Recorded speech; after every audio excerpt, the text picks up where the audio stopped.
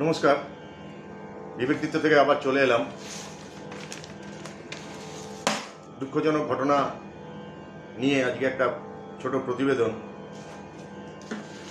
আচ্ছা, যখন আমাদের ঘরের বোন, কন্যা, স্ত্রী এই মহিলাদের ওপর যখন কোনো অত্যাচার হবে বা অত্যাচার হয়, তখন কি অহিংসার নীতি নেওয়া উচিত? নিশ্চয়ই না। তখন আমাদের শক্তি প্রদর্শন করতেই হবে। কেননা আমরা যে পুজো শব্দের আমাদের যে বড় আমাদের উৎসব বলে মনে করি, পুজো বলে সম্ভবত মনে করি না, সেটা হচ্ছে মা দুর্গা। তিনি মহিষাসুর মর্দিনী, কিন্তু কাজের বেলা আমরা কিন্তু সেটা করি না। তারপর আমরা মা কালীর উপাসনা করি, সেইখান থেকেও আমরা সবই হচ্ছে শক্তির উপাসনা, কিন্তু এই শক্তি প্রয়োগের ব্যাপারে কিন্তু আমরা চিন্তা করি না। দেখুন, এই যে পুলওয়ামাতে যে ঘটনাটা হলো, সেইটার জন্য সেটার কারণটা কি, সেটা দায়ী কে? দায়ী আমি, দায়ী আপনি, আপনারা, সরকার, লোকাল লোক যারা আমাদের মধ্যেই ঘুরে ফিরে বেড়াচ্ছে। যারা করেছে হয়তো 4-5 জন, কিন্তু তারা তো মেন কালপিট নয়, তারা তো হচ্ছে একটা অ্যাক্টার। জানেন কাশ্মীরে মানে ট্যুরিজমে কত তার ইনকাম ওইখানকার লোকাল লোকের? মাথাপিছু যদি 10,000 টাকা করে গোল গোল কম কম করে যদি ধরা যায়, তাহলে অন্তত একটা সিজনে 2 কোটি মানুষ যায়। তাহলে 2 কোটি ইন্টু 10,000, 20,000 কোটি টাকা আমরা কাশ্মীরে গিয়ে যারা পর্যটনে তারা ব্যয় করেন। আর এই সিজনটাই হচ্ছে একদম পিক সিজন, চলল অক্টোবর পর্যন্ত। গতবারে যারা ধরুন ওই বোট ফোটগুলো আছে, তারা সেই বোট রিপেয়ারিং করলো, কেউ কেউ আবার নতুন বোট বানালো 1-1.5 কোটি টাকা খরচ করে, দোকানপত্র রেনোভেশন করলো। মানে আগের বারে যা ইনকাম হয়েছিল সেই টাকাটা খানিকটা রেখে বাদ বাকিটা আবার ব্যবসাতে ইনভেস্ট করে দিল এইবারের জন্য। আর এইবারে এই ঘটনার পরে বিশেষ করে এই মরশুমে তো ব্যবসা গেল। দেখবেন আপনি সব চ্যানেলে এখন যে কাশ্মীরিরা প্রচুর প্রোটেস্ট করছে এটা নিয়ে, যে এটা কেন হলো, এটা হওয়া উচিত ছিল না। কিন্তু যখন পর্যটকরা যায় তখন ওরা জিজ্ঞেস করে, you are coming from India? মানে কাশ্মীরটাকে ওরা ইন্ডিয়ার মধ্যে ধরেই না। সেটা আজ থেকে নয়, সেটা 1987 থেকে। You are coming from India. সুতরাং ওদের মাইন্ডসেটটাই এইরকম হয়ে আছে। মানে এখন ওরা যে এই যে চিৎকার করছে, এই যে প্রোটেস্ট করছে, কালো মাথায় পট্টি দিয়ে জুম্মাবারে নামাজ পড়ো, বা তোমরা এই যে রাস্তায় ওইখানকার কাশ্মীরি যারা আছে তারা প্রোটেস্ট করছে কালো ফ্ল্যাগ নিয়ে, এইগুলো সব কিন্তু বাহানা। কেননা ব্যবসাটা চৌপাট, এই জন্যেই তাই। না হলে এইটা যদি ধরুন আর কি নভেম্বরে হতো, তাহলে নভেম্বর, ডিসেম্বর, জানুয়ারি, ফেব্রুয়ারি, মার্চ, এপ্রিল 5-6 মাস কেটে যেত, তখন কিন্তু প্রোটেস্ট কিচ্ছু হতো না। এই প্রোটেস্টটা এখন ওদের ব্যবসা ঝাড় খাওয়ার জন্য। ওরা আমাদের সঙ্গে হবে না, কোনোদিনও ভাইচারা ওদের সাথে হওয়া সম্ভব নয়। মোদি সাহেব বলছে যে সবকা সাথ সবকা বিকাশ, এটা ভুল, কোনোদিনই হবে না। আপনি চাইলে ওরা সেটা হতে দেবে না। আর এই যে ওদের যে 20,000 কোটি টাকা, এর মধ্যে কোনো জিএসটি দেয় না, এর মধ্যে কোনো রকম এক্সাইজ নেই, কোনো রকম আইটি নেই, কিচ্ছু নেই, সবটাই ওদের পকেটে। দেখুন, আল্লাহর নামে এই ইসলাম, এই লোকগুলো আল্লাহর নামে ঝুটি কসম খেয়ে অল টাইম মিথ্যে কথা বলে। ঝাড়খণ্ডের একজন মুসলিম তো দেখলাম চ্যানেলে যে ও তো পাকিস্তানকে থ্যাঙ্কস জানিয়েছে। মানে দেখুন, রাহুল গান্ধী তো বলেই বেড়ায় যে হিন্দু কো হাম ভুকে মারেঙ্গে, আর বাইরের যারা আছে গদ্দার, তারা বলে যে কাফের কো হাম জিনে নেহি দেঙ্গে। সুতরাং আমরা সব কাফের।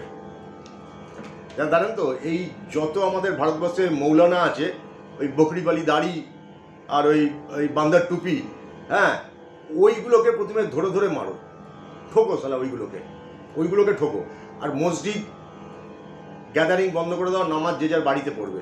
কেন মসজিদে গ্যাদারিং হয়, ওই গ্যাদারিং থেকেই ওদের প্ল্যানিংটা হয় এখানে এখানে কি হবে। মসজিদে গ্যাদারিং বন্ধ করে দাও, মাদ্রাসা ভেঙে গুড়িয়ে দাও,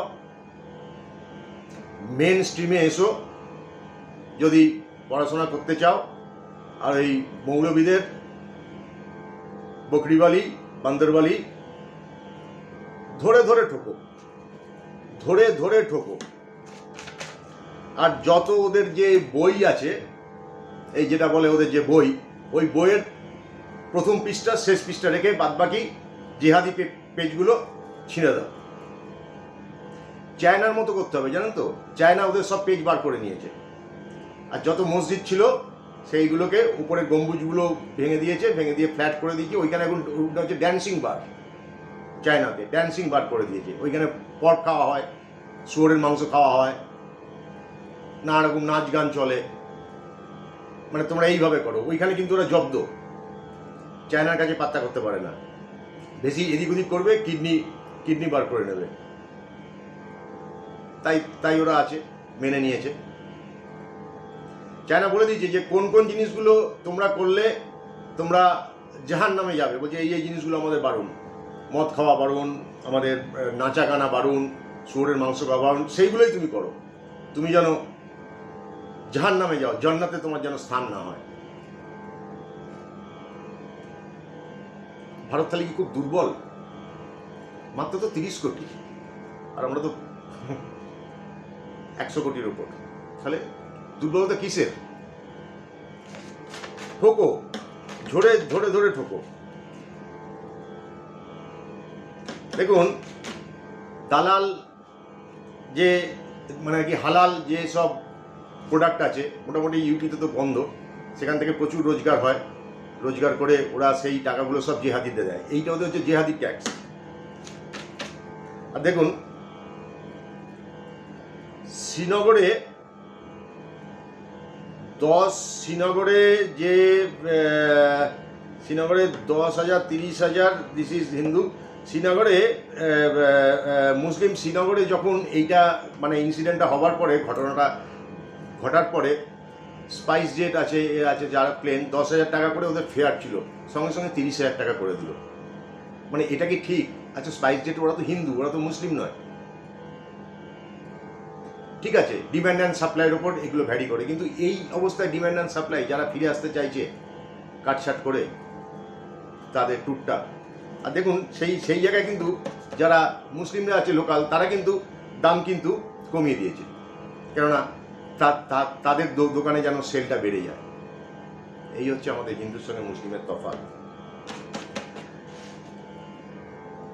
দেখুন, মুসলিম দোকানের আপনি নাম দেখবেন সব আমাদের হিন্দু দেবদেবীদের নাম, যেখানে আর কি হিন্দু জনসংখ্যার মধ্যে ওরা পড়ে। মানে বিশেষ করে উত্তরপ্রদেশে, তারপর হচ্ছে রাম জন্মভূমিতে সব। ওইখানে যোগী সরকার বলে দিয়েছেন তোমার মানে অরিজিনাল নাম তুমি দোকানে লিখবে। তারপরে কারা কারা তোমার দোকান থেকে ঢুকবে, জিনিস খাবে, কারা কারা খাবে না, সেটা পরের ব্যাপার। কংগ্রেস তো মানে এলিমিনেট হয়ে গেছে, আপনি ধরে নিতে পারেন। আর হচ্ছে যখন ঠোকাঠুকি হবে না, এই মানে যুদ্ধ যখন হয়, দেখবেন যে দুটো দেশের মধ্যে যুদ্ধ হয়, তার মধ্যে তো জনসাধারণ যারা বর্ডারে কিছু তো মরে। এই সময় না কিছু এই বাম অতি বাম যারা আছে তাদেরও ঠোকো, হতেই পারে পুড়িয়ে দিক থেকে ছিটকে দিকে চলে গেল, তাকে ঠোকো, তাদেরও ঠোকো। মানে অ্যান্টি ইন্ডিয়ান মানসিকতা, এই তালে তাদেরও ঠোকো। আর দেখুন একটা কথা, এই হায়দ্রাবাদের যিনি এমপি আছেন, হ্যাঁ, মানে এই দাড়িওয়ালা, ছাগলদাড়ি, হ্যাঁ, সে বলেছে মুসলিম নাম করে, হিন্দু নাম করে এরকম জিজ্ঞেস করে করে মারার কি দরকার ছিল? তাহলে তো একদমই মেনে নিতে পারতো। মানে চিন্তা করে দেখুন, মানে ইসলাম আলাদা, হিন্দু আলাদা, কিন্তু বাচ্চা ছেলেটা বলে দিয়েছে, ওরা কিন্তু বলেছে যে যারা যারা হিন্দু আলাদা হয়ে যাও, যারা যারা মুসলিম তোমরা আর কি আলাদা হয়ে যাও। কিন্তু বাচ্চাটার কথাটা কিন্তু ও চাইছিল যে মানে এইটাকে যে ইসলাম যে এইটা করিয়েছে সেইটা যেন না হতে পারে। লাস্টে একটা কোট দিয়ে শেষ করব।